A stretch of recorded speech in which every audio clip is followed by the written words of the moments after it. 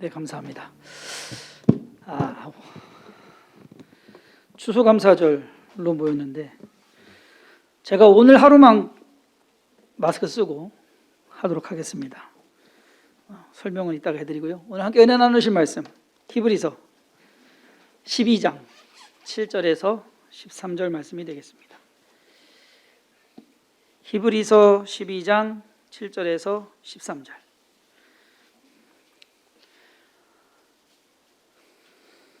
제가 봉독합니다. 너희가 참음은 징계를 받기 위함이라. 하나님이 아들과 같이 너희를 대우하시나니 어찌 아버지가 징계하지 않는 아들이 있으리요. 징계는 다 받는 것이거늘 너희에게 없으면 사생자요 친아들이 아니니라.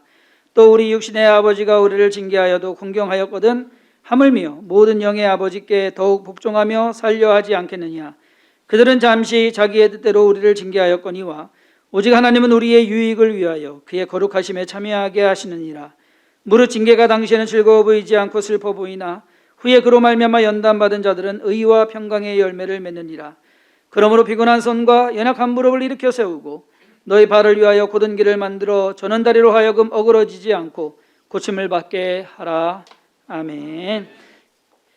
2020년은 전쟁 아닌 전쟁을 치른 한 해였습니다.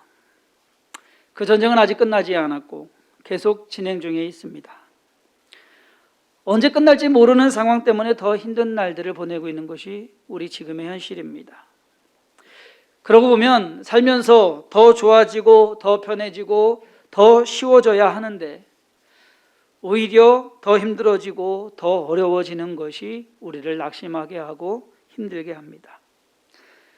그런 와중에 우리는 오늘 2020년 추수감사절을 맞이해서 하나님께 감사하는 절기로 지키게 되었습니다. 그래서 우리가 좋고 나쁨을 떠나서 하나님께서 이 날은 감사절로 지켜라 라고 명령하신 것 중에 하나입니다. 지금의 이 어려운 상황에서도 감사할 수 있는 것이 만약에 있다면 그것이야말로 하나님의 은혜이며 축복인 것을 깨달아야 할 것입니다. 저는 힘든 한 해를 보내며 맞이하는 2020년 추수감사절에 오늘 본문 말씀을 통해서 의와 평강의 열매라는 제목으로 우리가 어려운 환경 가운데서 맺어야 하는 열매는 의와 평강의 열매라는 사실과 어떻게 하면 그러한 열매를 맺을 수 있는지 알아보고 그러한 열매를 맺게 하시는 하나님께 감사하는 마음을 갖고 살아가자라는 추수감사절 말씀을 준비했습니다. 히브리서는 말할 수 없는 핍박 가운데에서 믿음을 지켜가는 성도들을 권면하는 서신서가 히브리서입니다. 히브리서 기자는 그 당시에 힘들고 어려운 상황을 마치 하나님의 징계를 받는 것으로 묘사하고 있습니다. 오늘 본문 읽으면서 계속돼서 나오는 단어가 징계입니다. 그러면서 권면하는 말이 참고 인내하라 라는 권면의 말을 합니다. 여기에서 우리는 히브리서 12장에서 사용되는 징계라는 단어를 한번 먼저 알아볼 필요가 있습니다. 왜냐하면 일반적으로 징계라 하면 허물이나 잘못을 뉘우치도록 나무라며 경계함 또는 부정이나 부당한 행위에 대하여 제재를 가함, 이것이 징계입니다. 말하자면 어떠한 안 좋은 것에 대해서 벌을 가하고 심판을 하는 것. 따라서 징계라는 단어를 우리가 그냥 들었을 때에는 안 좋은 단어로 하나님 우리를 징계하시네, 우리 잘못 찾아내가지고서 우리를 혼내시네 라고 생각할 수가 있습니다. 하지만 오늘 본문 말씀에서 사용되고 있는 이 징계라는 원어는 헬라어로 파이데이아라는 헬라어를 사용하고 있습니다. 이 파이데이아는 징계보다는 훈련, 교육, 훈육이라고 해석하는 것이 오히려 우리가 이해하는 데 도움이 될 것입니다. 요즘 교육학에서도 파이데이아, 아마 교육학 하시는 분들은 한 번쯤은 들어봤을 단어일 겁니다. 교육이라는 것, 훈련이라는 것, 그 훈련이 힘들고 고되다라고 하는 것, 하나님께서는 우리를 훈련을 시키시고 있는 것이다. 히브리서 기자가 오늘 12장에서 말하는 것은 너희들을 지금 믿음으로 훈련하는 것이다. 지금 상황은 어렵지만 그것이 훈련이다라고 생각을 해라 라고 하는 것입니다. 지난 목요일에 저희 아들이 전화가 왔습니다. 훈련소에 있을 때는요, 전화를 할 수 없으니까 할 기회만 되면 전화를 했어요. 그런데 자대 배치 받아가지고서 가서 전화기를 보내줬더니 전화가 안 와요. 그러다가 목요일 날 모처럼 만에 전화가 왔어요. 근데 풀이 죽어가지고서 힘들다고. 뭐가 힘든가? 이 아이가 운전병으로 갔습니다. 자대 배치 받아가지고서 지금 5주 정도 됐는데 한 2, 3주 지났을 때 1호차 운전병으로 이제 발탁이 된 거예요. 1호차면 뭐 누구는 편하다, 누구는 안 그렇다. 근데 나름대로 이제 들은 적이가 있어서 1호차 하기를 원했거든요. 근데 너무 빨리 이게 된 거예요. 1호차 운전병 해갖고서 요즘 연수를 받나 봅니다. 이렇게 하는 것이 또 다르거든요. 그냥 일반적인 하는 거하고는. 교육을 받는데 누구한테 교육을 받느냐 했더니 수송관한테 받는데요. 수송관은요, 거기에서 제일 짬밥이 높으신 분이에요. 이제 그만두고 가실 분이 이제 신병 들어오네요. 교육시키고 있는 거예요. 네. 그래서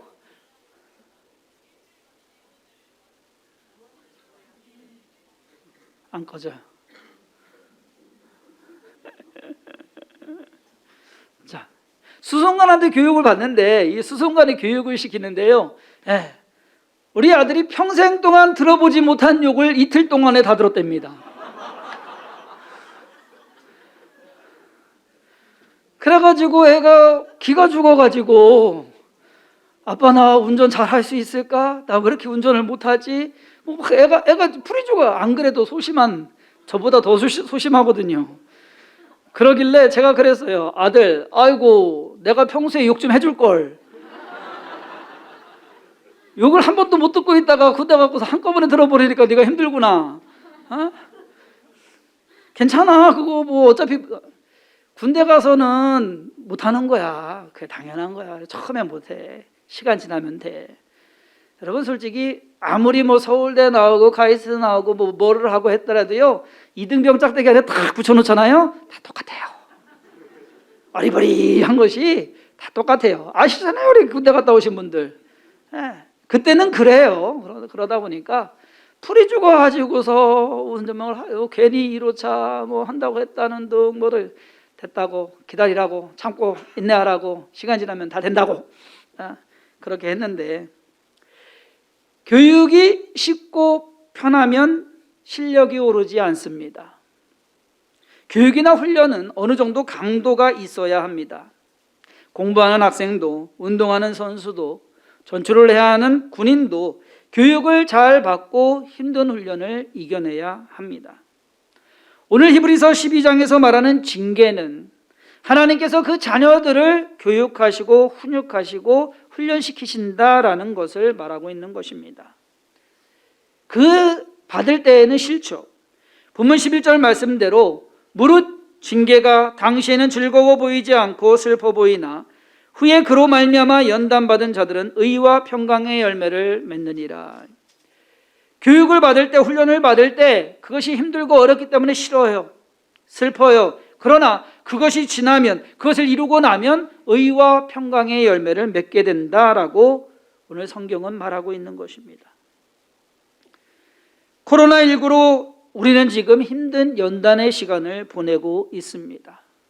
즐거운 상황은 아닙니다. 즐거울 수 없습니다. 하지만 오늘 본문 말씀처럼 이 모든 상황을 잘 이겨내고 견뎌내면 이것이 끝나는 날, 아니 이것을 이루고 지나가는 그 모든 삶 속에서 저와 여러분들이 의와 평강의 열매를 맺는 것을 깨달으시기를 바랍니다. 거저 주어지는 열매가 아니다라는 것입니다.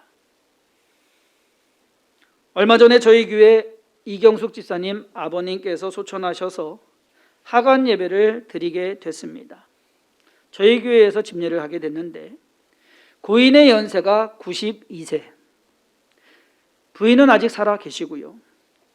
7남매를 두셨습니다. 부산에서 사시다가 고향이 여기 증평 옆에 청안 이어서 저희 교회에서 주관하게 됐습니다. 하간 예배를 드리면서 이렇게 유가족들을 위로했습니다. 고인께서는 92년의 인생을 사시는 동안에 언제 태어났어요? 일제강점기 때 태어났어요. 1928년, 1929년 그때인가요? 그때 태어나셔가지고 해방, 그리고 분단, 거기에 6.25 전쟁, 6.25 전쟁에 참전하셔가지고서 참전용사가 되었습니다. 그리고 7남매를 낳으셔서 그 자녀들을 키우셨습니다. 얼마나 고생 많았을까? 그냥 듣기만 해도 참 고생 많으셨겠다.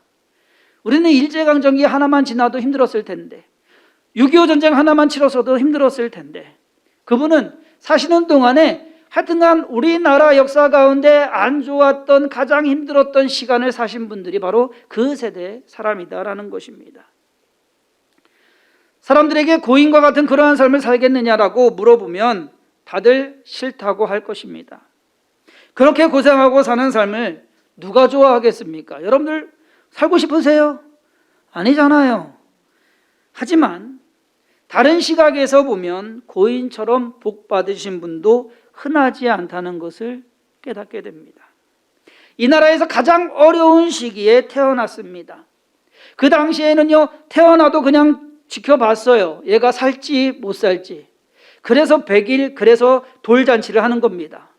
살아냈기 때문에. 그 전에 죽는 아이들이 엄청 많았어요. 근데 살았어요. 그리고 해방을 겪고, 그리고 성장하고 전쟁에 참여하면서 죽을 곱이 없었겠습니까? 죽을 곱이 넘기고, 그리고 다친 곳 없이 모든 전쟁 마치고 가정을 이루어서 아들, 딸, 7남매를 낳고 92세까지 사시는 동안에 앞서 보낸 자식 없고, 그러면 이것이 복이에요. 누가 생각하면 참 힘들고 고생하면서 살았겠고, 맞죠.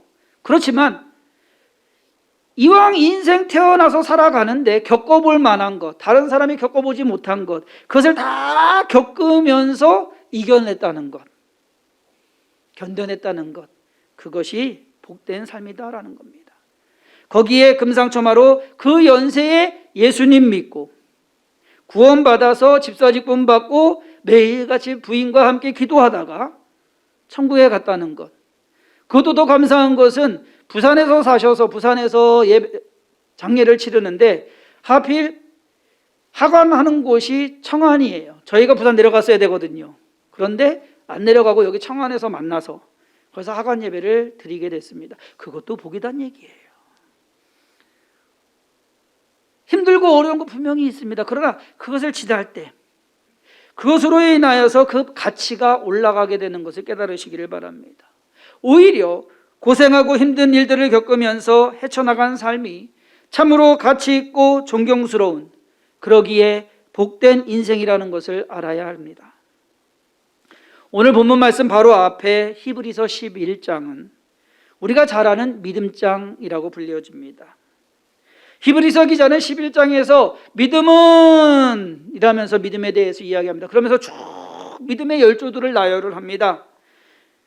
그리고 나중에 33절 이후에 그 믿음을 지키기 위해서 끔찍한 고난과 고문을 참아낸 그 사람들에 대해서 기록하고 있습니다. 그들은 믿음으로 나라들을 이기기도 하며 의를 행하기도 하며 약속을 받기도 하며 사자들의 입을 막기도 하며 불의 세력을 멸하기도 하며 칼날을 피하기도 하며 연약한 가운데서 강하게 되기도 하며 전쟁에 용감하게 되어 이방 사람들의 진을 물리치기도 하며 여자들은 자기의 죽은 자들을 부활로 받아들이기도 하며 또 어떤 이들은 더 좋은 부활을 얻고자 하여 심한 고문을 받되 구차히 풀려나기를 원하지 아니하였으며 또 어떤 이들은 조롱과 치치질뿐 아니라 결박과 옥에같이 든 시련도 받았으며 돌로 치는 것과 톱으로 펴는 것과 시험과 칼로 죽임을 당하고 양과 염소의 가죽을 입고 유리하여 궁핍과 환난과 학대를 받았으니 이런 사람은 세상에 감당하지 못하느니라. 그들이 광야와 산과 동굴과 토굴에 유리하였느니라. 이러한 삶을 살기를 원하는 사람은 없을 겁니다. 하지만 그러한 환난과 환경 속에서 믿음을 지키고 살았기 때문에 그들이 믿음의 영웅이 되는 것입니다. 그리고 그들이야말로 가장 복받은, 왜? 그러한 것으로서 믿음을 지키지 않았다면 그들은 성경에 기록되지도 않았을 것이기 때문입니다. 그냥 잊혀진 사람일 것이에요. 2020년은 어쩌면 우리의 인생에 있어서 없었으면 하는 시간일 수도 있습니다. 하지만 반대로 오늘 본문 말씀에서 가르쳐주는 것과 같이 이 상황을 잘 이겨내고 살아낸다면 우리들에게 있어서 2020년은 대단한 한 해로 기억될 것입니다. 히브리서 저자는 연단 받을 때, 훈련을 받을 때, 고난을 지날 때 의와 평강의 열매를 위해서 이렇게 하라고 권합니다. 하나는 피곤한 손과 연약한 무릎을 일으켜 세우라고 말합니다. 힘들고 어려운 것을 지날 때 힘들어요. 그러나 그 피곤한 손과 연약한 무릎을 일으켜 세워라. 육신적으로만 손과 무릎을 세우라는 것이 아니에요. 마음으로도.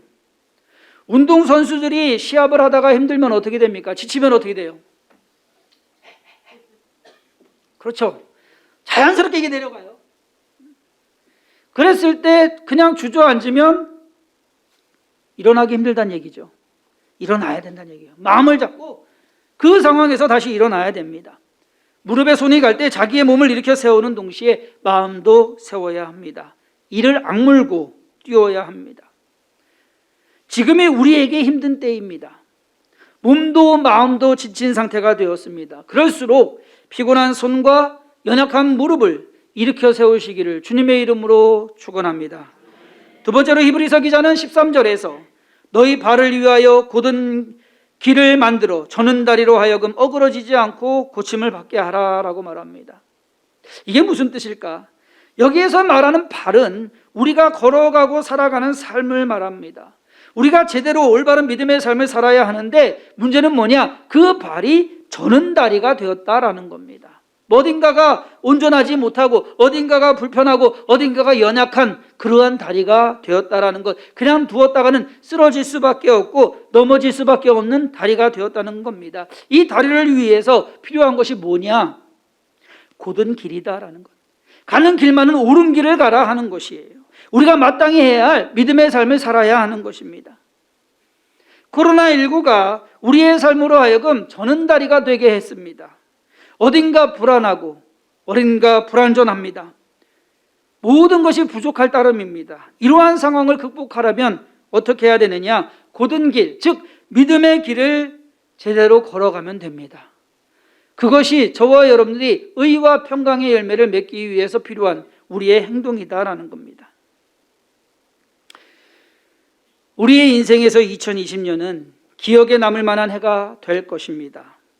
마치 2002년 월드컵 때 온 국민이 열광하고 환호했던 것과는 대조적으로 올해는 온 국민을 넘어 온 세계가 호된 홍역을 치는 것보다 더 힘들고 어려운 시간을 보내고 있습니다. 그래도 감사한 것은 살아남았기에, 살아가고 있기에, 그리고 오늘 함께 모여서 하나님께 감사 예배를 드릴 수 있기에 저와 여러분들이 감사해야 될 것을 깨달으시기를 바랍니다. 교회적으로는 모이지 못하고, 그리고 교회가 욕을 먹고 오히려 오해당하고 지금 오히려 이제는 압력까지 들어오는 그러한 상황인데 영상으로 예배드린 주간도 있었습니다. 목회자 마음에서 다른 것 없습니다. 믿음이 해이해지면 어떻게 하나. 그런데 지난주부터 그 전주부터 반가운 얼굴들이 보이기 시작합니다. 한동안 못 봤던 얼굴들이 보입니다. 오늘도 봤습니다. 그러면서 감사한 거야. 신앙 안 까먹고 있구나. 전 다른 것보다도 그것이 가장 위로가 돼요. 신앙 안 까먹고 있구나. 안 나오다 보면 사람이 해이해지기 마련이거든요. 뭔가 신앙 쉬고 있으면 그것이 편하기 마련이거든요. 그런데 그래도 붙잡고 있구나. 재정적으로 어려울 수도 있었지만 감사하게도 우리가 정한 예산의 80%가 넘을 것 같습니다. 지난주에 70% 초과했습니다. 성도님들 중에 아프셨던 분들도 있었지만 다들 그래도 치료되고 회복되어 가고 있습니다. 김부자 의사님 23일에 퇴원합니다. 그래서 이제 재활병원으로 간다고, 재활하는 것만. 그러니까 몸으로는 이제 다 괜찮다는 거죠. 또 이현희 권사님도 수술 잘 마치고 이제 28일 날 최종 하시고 내려오실 겁니다. 올해 공무원 시험을 치른 자녀들 5명이 다 합격을 해서 감사드립니다. 거기에 우리 찬양팀 리더인 우리 최동택 지사님 영동까지 왔다 갔다 출퇴근했거든요. 그런데 언제부터? 월요일부터 가요? 네, 내일부터 도청으로 출근합니다. 경제적으로 힘들게 되신 분들이 있기는 하지만 그래도 열심히 사시는 모습에 감동을 받습니다. 이 모든 일이 없었으면 좋겠다 할 수 있는 어려움들, 그렇지만 이 모든 일들이 있기에 우리가 연단이 되고 우리가 훈련이 되고 우리가 하나님을 더 의지하게 되고 우리의 믿음이 더 성장하게 된다라는 것, 그것이 바로 의와 평강의 열매다 하는 것입니다. 의와 평강의 열매는 쉽고 편한 환경에서 맺게 되는 열매가 아닙니다. 힘들고 어려운 환경을 극복하고 이겨냄으로써 얻게 되는 값진 열매인 것입니다. 다른 세대들이 겪어보지 못한 어려움을 겪는 지금 우리는 새로운 환경에서 또 다른 모습으로 쓰여질 믿음의 영웅이 될 것이라는 확신을 가지시기를 간절히 소망합니다. 어느 누구도 겪어보지 못한 그러한 삶을 지금 우리는 살아가고 있는 것입니다.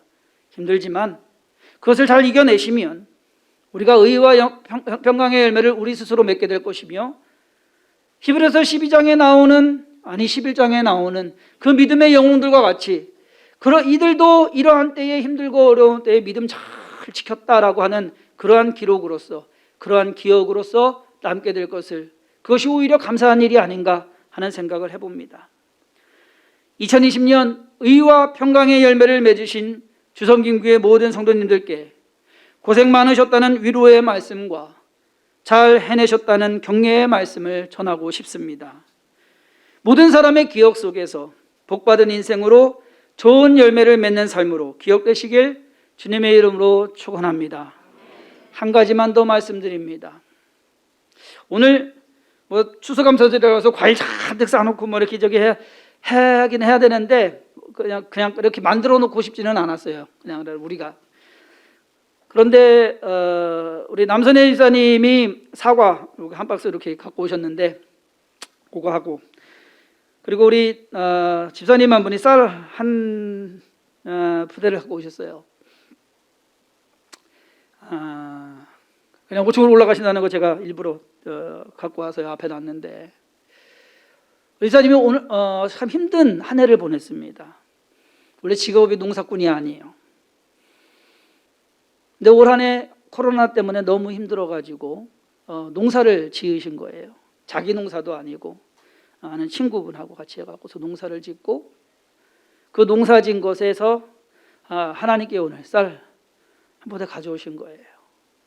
힘들고 어렵게 지냈지만 그것을 통해서 하나님을 기억할 수 있고 하나님께 감사할 수 있는 것, 그것이 진짜 감사가 아닐까 하는 생각이 듭니다.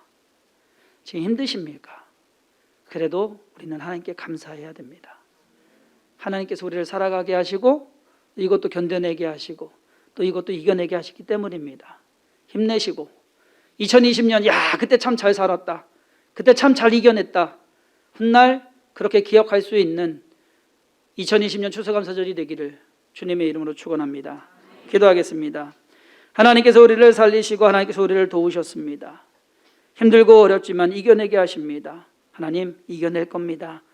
믿음으로 우리 저는 다리를 곧은 길을 걷게 하여 주시옵시고 하나님 안에서 믿음의 삶 살아가게 하여 주옵소서.